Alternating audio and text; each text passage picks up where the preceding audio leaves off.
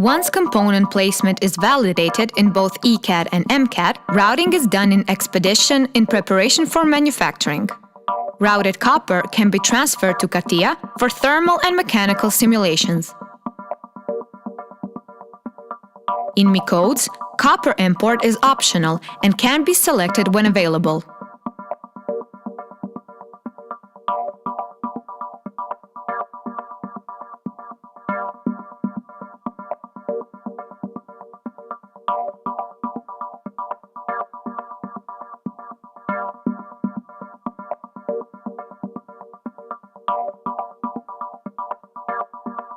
Copper areas are now clearly visible in CATIA project.